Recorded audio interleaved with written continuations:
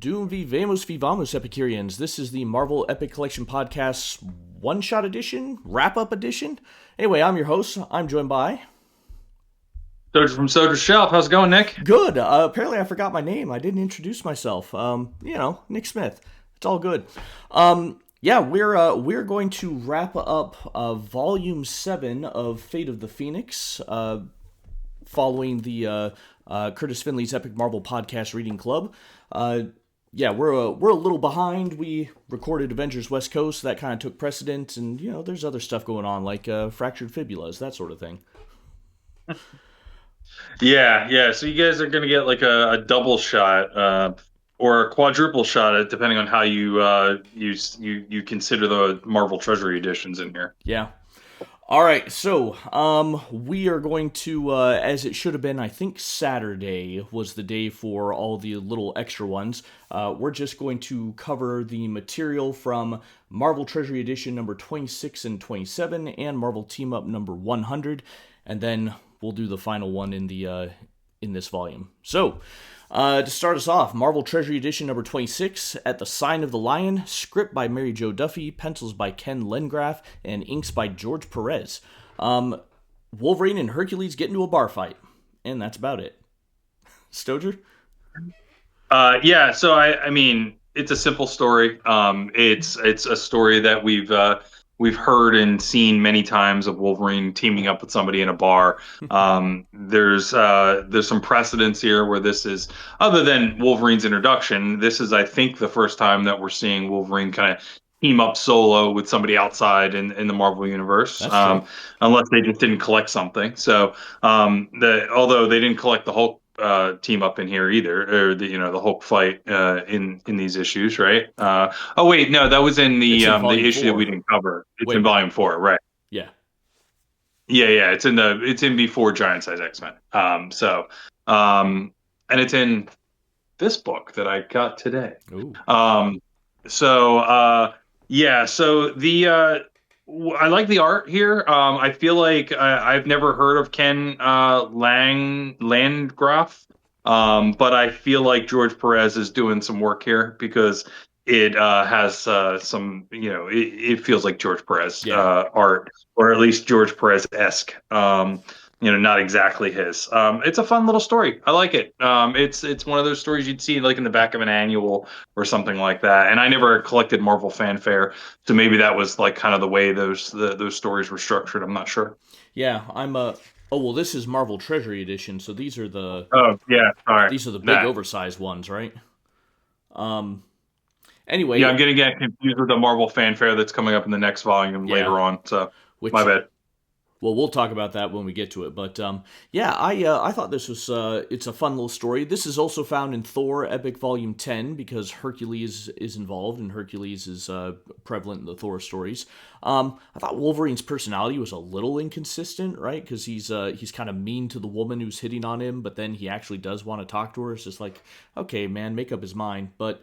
Then again, I guess we've kind of seen that wishy-washy. Girls, man, you got to be a little standoffish. You got to play a little hard to get. You got to be a little mean, and that's why all the women in the Marvel universe have slept with Wolverine at some point in time. Have they all?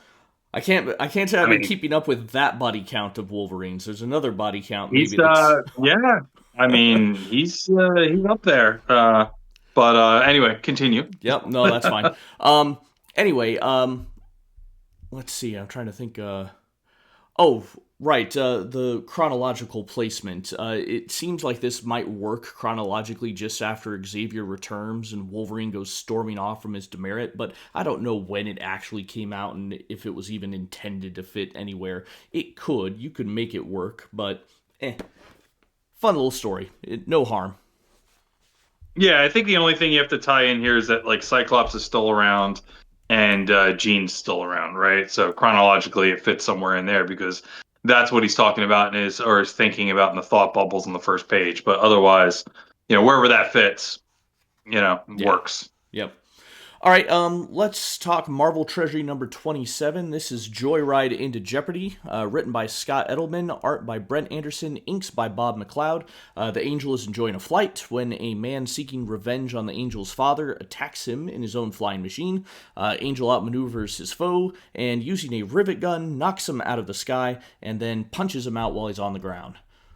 Stozier? So the art here feels a little bit more like what's it, Volume 3 of X-Men. With a little bit sketchier. People's faces are a little bit more detailed. A little bit bigger. I'm trying to think of like a particular artist that this is reminding me of. But anyway, the story is like even simpler than the Wolverine one, or just as simple. Yeah. Well, the only thing that kind of bothers me in this, like, I feel like you have to have some like backstory with this to like make it like land a little bit more. Whereas Mm-hmm. the Wolverine one, you can almost like plop anywhere, and it just kind of makes sense. It's more personality based. And the second thing is like, I mean, I'm not an expert on rivet guns, but the tube that's hooked up to it is for the compressor. So is he shooting the plane? Because if he's shooting the plane, I don't think the rivet gun should actually work unless that canister stores some of the pressure. But like the whole point of that tube would be to hook it up to the compressor that would actually force the air into it to make the rivet shoot. But maybe I'm wrong, and somebody out there who works with these things could correct me, and maybe the actual tube stores some of it. But I just like kind of read it, and I was like, what happened to the plane? Like, did he? Because it's not really clear that he shoots it. It's almost looking like he's flying through it. Yeah, no, you're But you're right. So maybe I misinterpreted saying it's a rivet gun. Maybe it's a here. Let me get it up on the comic viewer here. Um, no, he says that. He says it's a rivet gun. does he? I'll ram this rivet, but I'll ram this rivet gun down your throat, right at the top of page 367, So maybe he right doesn't where the. fire it. He just flies it right through it because you see in the third panel exactly as you say. He's flying through there. He's not firing anything. I guess, but then what's that plane made of? Paper mache? Like, I mean, he's just hitting the plane with a big metal hammer, basically, and he just breaks it. I don't know, Yeah, but that was the only thing. Like, it's just like made me scratch my head. Like, what actually is happening here? But I don't know. But anyway, it's fine. It just feels like you need like some backstory here, and to even like for this to impact more, because I don't know who this guy is, other than what they tell you on the page. yeah. I agree with that. It's a harmless story. I think I don't want to be mean and criticize art because I am no artist, but I just couldn't help but think Angel's face several times just looks awfully strange there. Um, like quite a bit different. Maybe not quite so weird as the Hercules one that I highlighted in Avengers West Coast, but it's fine. It's a harmless story. Yeah, and I'm thinking that it's like somebody like Heck or Tuska, like the art in volume 3. I'm thinking maybe it's volume 4. Maybe I picked up the wrong volume here. Um, but a little bit like I mean, Steranko's art's much better than this, but like it almost kind of reminds me of that a little bit, where just Like the way that the people's faces are drawn and things like that. like maybe this artist I is don't. trying to emulate him a little bit. Yeah, yeah. It just like if you put this little story side by side with like the art from back here, it doesn't. I'm not saying it looks exactly the same, but it's in a similar style I see what you in mean. my opinion. Yeah, Uh, anyway, it's hard. Like you said, it's harmless. It's a backup story or whatever it is. It's fine. yeah. Whatever. All right, how about the last one for the little collection here? This is Marvel Team Up number 100. Just a second. Man, suddenly got something in my throat. Sorry about that. Okay, Marvel Team Up number 100, Cry Vengeance. Chris Claremont and John Byrne are together on this one. They're joined by Bob McLeod on inks. Let's see, Storm nearly misses being the victim of an assassination, and after essentially waterboarding her assailant, she learns that he was sent by a man named De Ruyter. This reminds her of when she faced De Ruyter back in Africa because the man was trying to kidnap the Prince of Wakanda, T'Challa, which of course we now know as the Black Panther. Well, Storm warns the Black Panther. The two track De Ruyter down, discover he's migrated his mind into a robot body to get revenge on the two heroes, but ultimately our X-Man and our Avenger defeat the villain. All right, Stojr, what are your thoughts? I really like this story, right? Partially because it's got Byrne and Claremont teaming up for this particular story. Partially because I like this established relationship between Black Panther and Storm. Especially spoilers, they eventually get married and I think divorced or separated or whatever their current status is, I but didn't know. they do marry at some point in time. And I remember there being some internet backlash of like that feeling sort of forced or whatnot, but kind of isn't, right? Like they've had an established relationship all the way back to 1980, and didn't marry till the mid the 2000s, 2010s, or whatever it was. So so I like this team up. I think the story's kind of strong, right? I mean, they fight like a silly little robot. The guy kind of dies because of this like psychic link to it. That's a little comic booky, but hey, we're reading a comic book here. But I feel like that I, this is a good story, right? Like they're Mm-hmm. fighting a villain that they encountered in their past, and now he's older, and they're teaming up again. And there's these two characters that you didn't realize had a past together, and it's fairly natural. It's not forced. Now, granted, Africa's a gigantic continent, and the chances of these two African characters running into each other feels a little odd, but they are very special people in their own world, being a prince of a nation, an eventual Black Panther, as well as this weather goddess that was flying around. So, I'll suspend some disbelief and give them that backstory there. What Yeah, do you think? coincidence is a necessary part of storytelling in many ways, right? That's how you make it interesting. And yeah, I think them meeting one another and having this background is certainly plausible. And when they did announce the marriage, I thought it was forced. Now, I'm not one of those people to go shouting on the internet unless you keep poking me about Dan Slott. But I did feel like that felt forced. Well, this story resolves my misgivings about them eventually becoming married because, yeah, we have this established relationship and it's hinting at a romantic one. So it makes that later story of their marriage all the more sense. Now, I have no idea what's happened after the fact, if they're divorced or whatever. It doesn't really matter to me, but I'm actually glad to see this. I enjoyed the story. I kind of wish the story had more room to tell the story, right? Particularly with the villain, the idea of him giving up his body for a robot in order to enact in revenge. That's kind of interesting. I would have liked to explore that a bit more, and then maybe his death would have had a bigger impact. But still, this was a good one. This was good fun. I enjoyed it. Yeah, I agree. All right, let's go ahead and move on. Let's see, the way my slides work, I have a little just generic slide in the middle. But let's wrap up the volume with the final issue. This is Phoenix, the Untold Story.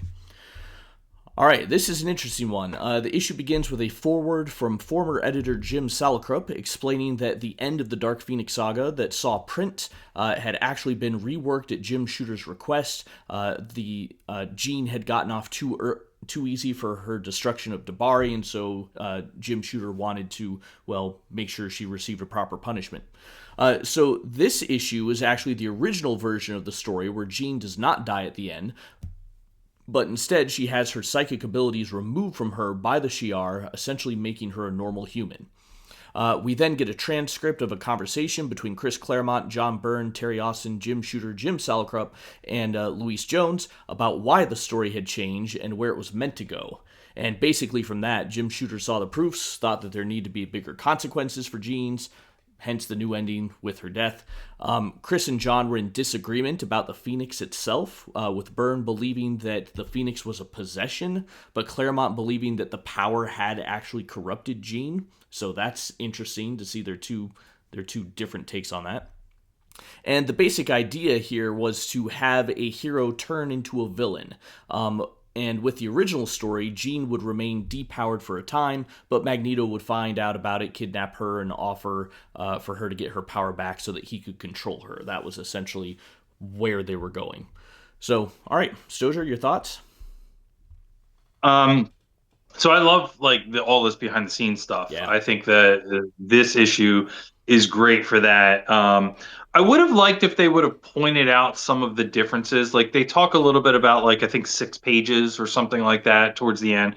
But there's at least one panel that is completely different. On page 392, I don't know if you can, not to put you on the spot, but I don't know if you can bring that up in the panel viewer. And there's word bubbles that are different in different places. But on Mm-hmm. page 392, you have him sort of wishing Gladiator best of luck on that page. But if you're, and you don't have to flip back, but if you flip Yeah, I to won't be page able to get. 160, it's a panel with Angel, and they're basically, Angel's basically telling him, or he's thanking Angel for, staying with them and really helping in the fight. So they kind of completely change at least that one thing. And then there's various word bubbles that are sprinkled without. It would have been nice to kind of get a little bit of here's something different without having to flip back and forth. Now, that being said, it is kind of cool to flip back and forth and try and find the little Easter eggs yourself, right? Mm-hmm. So that's kind of interesting. I think Jim Shooter was right. I think that the story that we got was the better story. And I also think that Byrne ended up winning in the long run, based off of what I'm trying to remember everybody's points of view, but based off of what you just said, if Claremont's point of view was that she's not possessed and that it had actually corrupted her, eventually, spoilers, when Jean gets resurrected or brought back or killed again or whatever the heck's going on there, the Phoenix entity is something completely separate. And I'll relate that to something like with the Avengers versus X-Men, where the Phoenix comes back to Earth, gets split into 5 parts, and possesses 5 different X-Men, and they go on and have all these powers. So it's very clearly a possession type of thing for this other entity in future storylines. So that is what ends up winning out in the long, convoluted long run. I love the interview in the back of the book between all of these characters, all of these creators. The one quibble I have, though, it would be they have this printed as like a almost like a column in the middle of the page. I Mm-hmm. would have liked for them to kind of go full page with that, because it's a little small, a little bit hard to read. Sure. And I don't wear glasses, although I do have some reading glasses that I'm starting to use at night.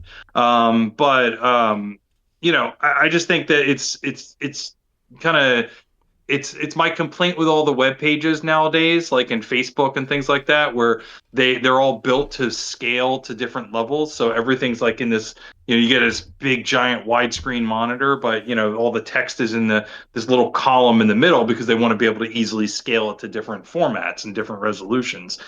Obviously, that's not what they necessarily did back then when they printed this, but there's no reason why they couldn't take up the full page here or make this text a little bigger without adding to the page count necessarily. So I kind of wish that they had done that. But I love the back and forth. I love the sort of almost like they just put a tape recorder in the room and walked away and just let these people talk and chat and kind of go back and forth about things. Or at least that's the What conceit do you of think? it, right? I think there was something that said that there was some editing of it, um, but yeah, Well, I mean, I'm sure if they went a little bit too off track, or said something a little bit too close to home, then there was some editing after the fact. But Mhm. yes, I'm with you. Yeah. No, So what do you think? I pretty much agree with you on all of this. Compared to the original story, I do think Jean's death made this story much more impactful in the version that saw print. Particularly that conversation between the Watcher and the Recorder at the end. That just had so much more meaning to it with the way it was written when Jean died. The original comic really felt a little bit bland, but or that conversation did. The one that saw print, well, that was moving, even inspiring. As you said, it's fun to flip back and forth in the book to see the differences. And I kind of noticed something. If you pay close attention, and I've got this on the screen here, and Stoker, I know you can't see this, but in the version that saw print, whenever they altered the word balloon, the lettering, which I believe is done by the same letterer, it is just slightly darker. And if you know to look for it, you can start seeing it. Now, I didn't know to look for it when I was first reading through it, but as I was flipping back and forth, I realized, wait, here's where the altered text is. It's always just a little bit darker. And I don't know if that's specifically for the Epic Collection version, it's printed that way, or if it came out that way in the original comics. I don't know, because I don't have an original copy of this to look at, but the example. Oh, that doesn't have the page number. The example I have up on the screen, Stoger, is when Cyclops and Jean are talking to one another, and Jean's just putting on the Marvel Girl outfit for the first time in front of him. I think she's putting it on the first time. I'll see if I can find that page. 391. Yeah, that might be in the original version, but to see the difference in color, it's in the one that's 159 is the page in the original one. So you can see the slightly, it really kind of, you can see it in the lines around the balloon of Jean's words. Oh, okay, I got you. Yeah, I was Yeah. looking for I was looking for it reversed, and looking for the darker in the back of the book, but that was the original version, Yep. and So the the one original that's is small print is consistent. the later version. Yep. Yeah. Yep. So anyway, I thought that was just interesting that there's little hints there if you happen to catch it. Let's see. Yeah, we talked about the art change. The transcript was interesting. You can see in the transcript, I think, both the positives and the negatives of the Marvel method. You get this close and trusting collaboration, but also the problem when the two main creators have a difference of opinion of where the story should go, right? You could even see it just right there. So I'm glad Marvel decided to create and release this issue when they did in 1984. I'm happy to have its insights here in the Epic Collection. That was a fun thing to check out and to compare. Yeah, and by the way, since we brought up lettering with the darker colors, and this has nothing to do with this specific issue, did you have ever noticed? Because I didn't realize this until I was reading Ultimate, the sort of the Ultimate comics, and Mm-hmm. seeing the comparison. Marvel, and maybe DC does this too, but Marvel's lettering is always all in caps. Yeah, I've So noticed there's no that. uppercase, lowercase, but the Ultimate Universe had uppercase and lowercase, Oh no, I and did they not kept catch that that. consistent. So if you go read Ultimate Spider-Man, there's normal uppercase, lowercase letters, and then when they mix the universes, they keep that consistent Hmm. so that you know coming from what universe, by how the lettering is done. So I always thought that was interesting, is that they decided to make that change with the Ultimate Universe, and then when they mixed them together, they made that consistency. Because I just never noted, like I never thought about it, Yeah. right? Just you just read the words on the page, and it just kind of never dawned on me that like they were always uppercase. But yeah, for those of you that never noticed that, that's just an interesting little sidebar. I did. Anyway, Since we're on this topic, I did catch. I think it might be in the next volume in I Magneto because we read ahead to plan for these recordings. There's they do a little bit of lowercase when they do Miss and Mrs. Those end up having lowercase, but otherwise it is fully capital. But yeah, it stood out to me because it yeah, it's yeah, it unusual. looked different, Yeah, right? And that's probably why they did it. They probably tried to do some sort of, they're probably trying to emphasize that or whatever, yeah. or show some sort of tone or something along those lines. So what did you think of the, did you have any other thoughts on this issue, or do you want to move on to the backup material? Nope, no other thoughts on the backup material or on this issue. Let's talk about backup material, bonus material.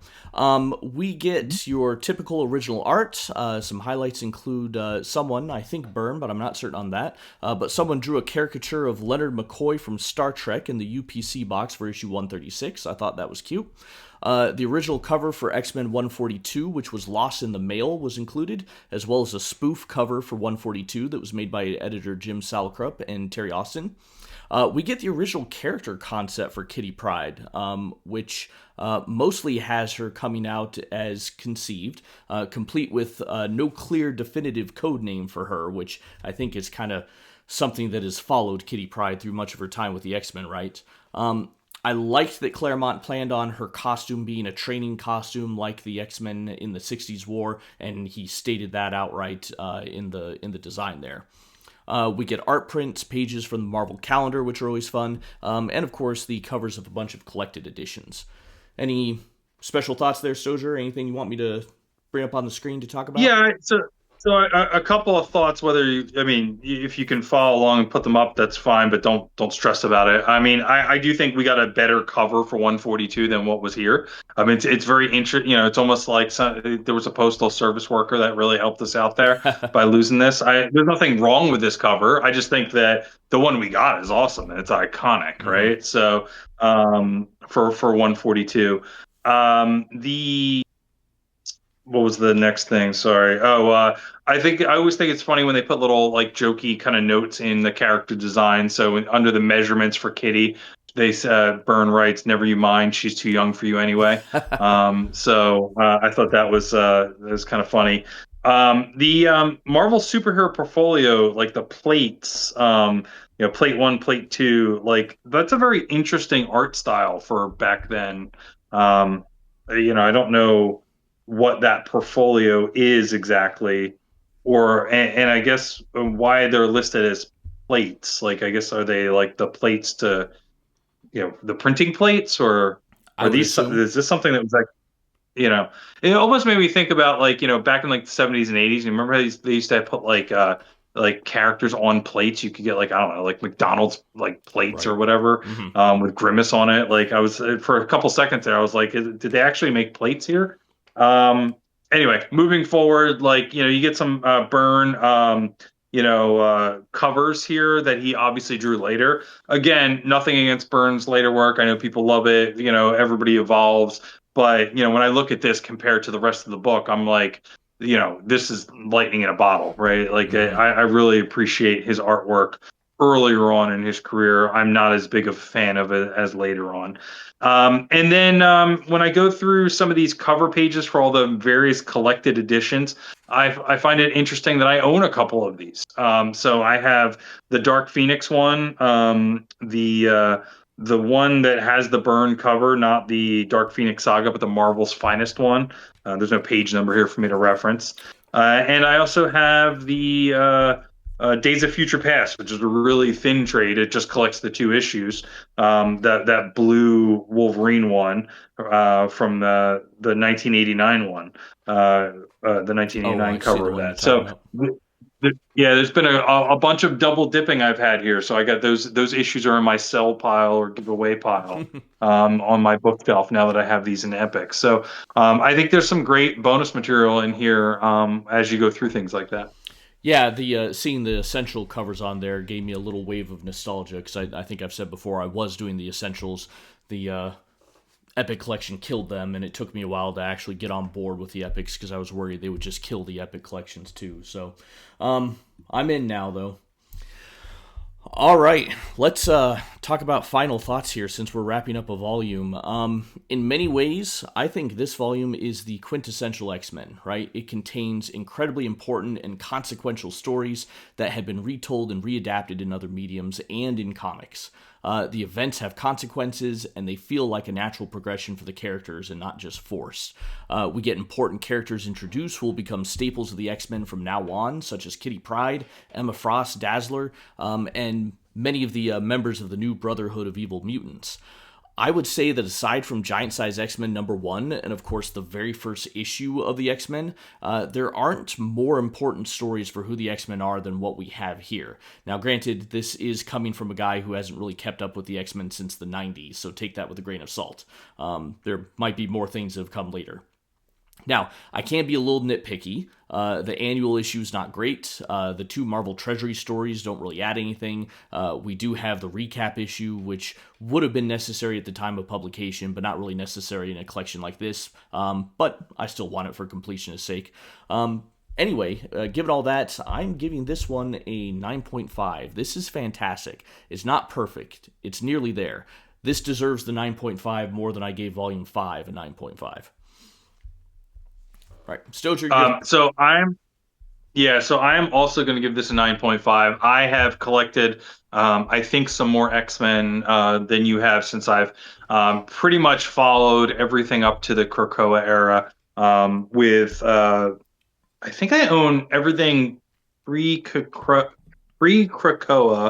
at least in single issues. I just haven't read that. So like the X-Men Blue, X-Men Gold, Extraordinary X-Men, that era. I've been getting those on these Facebook Marketplace sales for like $1 each, and I over the past couple of years I've collected them, but I just haven't gone. I waited till I got them all to go through and read them. Mhm. And I think I might custom bind them. So I'm also rating this a 9.5. I think that I am hard pressed as I look at all of the epics on my shelf to find a better epic collection cover to cover. And I'm leaving some room because I think God Loves Man Kills might give this a run for its money. That might be the volume that, as I read through it, might have some differences. But as we get into the next volume, there are some good stories in here in the next volume. But I do think the quality drops a little bit. I think like they have to find their footing post burn. And Cockrum is great in the next volume. But I don't feel like his art is up to the level that Byrne is at this point in time.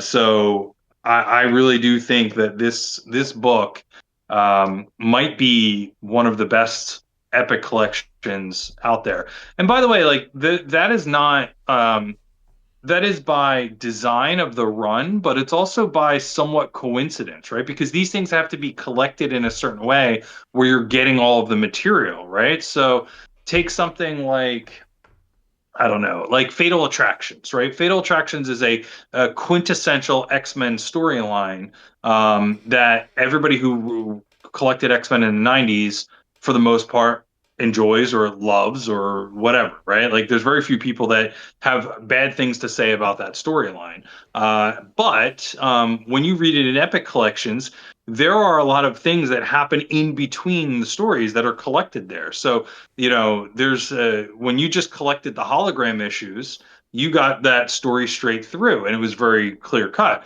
When you collect the X-Men in the Epic collections, you're getting like the X-Men Unlimited, you're getting the breakpoints in a couple of issues of Uncanny X-Men before you get to X-Men 25, where they go and attack Magneto, all of that stuff. Well, that's all great story, and it sort of fills in the page, but it takes away from that pacing that you got of that excitement of like, I'm getting the next hologram issue and I'm going to find out what happens next, and sort of follow this sort of Magneto return as they go through these issues and what are his acolytes and all of that stuff. This volume doesn't suffer from any of that. This volume has great storylines in it. Even the annual and some of the dips are just, they're good. They're Yeah. just not like the greatest thing. But you take a break from that and you come back and you get Days of Future Past. I mean, the two storylines that are in this book by themselves make it, top tier. And the fact that there's no filler for the most part. You can argue that those things are filler, but there's almost no filler in this volume. Is something pretty special. So I give this a 9.5. Yep. Did I go away? Nope, There we you go. were Okay. there. Together, then it's a 9.5. And Stojer, I wanna add on to something that you were saying, and this might be a little bit controversial, but I think it feeds into exactly what you're saying. Um, if we were to get to the perfect 10.0 epic collection, I think it would probably be a modern book. And not because I like the modern stories anymore, but those are more written for these longer narratives to be multiple issues in a row of one contained story arc. So I think it's more likely that's going to happen with a modern epic than these classic ones, because the classic ones, yeah, there are going to be random stories thrown in here and there because of the nature of how they were published. So, Could it be a Dan Slott Spider-Man issue? We'll have to see. I have the power to skipper that. We'll say I will be No, I agree. I agree, though, right? You take something like the Captain America modern epics, right, where you're following the death and return of Captain America, and Bucky and the Winter Soldier and all Yeah. that stuff. Those are, one consistent storyline, and you can argue that those are, a 10.0, right? But I don't know.